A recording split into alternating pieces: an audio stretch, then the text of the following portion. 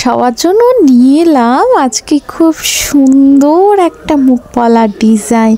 Just দেখো, মনে হচ্ছে না যেন পুরো সোনার মুখপলা ধরে আছে? হ্যাঁ, দেখতে পুরো গোল্ডের মতো মনে হচ্ছে, কিন্তু গোল্ড কিন্তু নয়, তবে গোল্ড থেকে কিন্তু কোনো অংশে কমও নয়।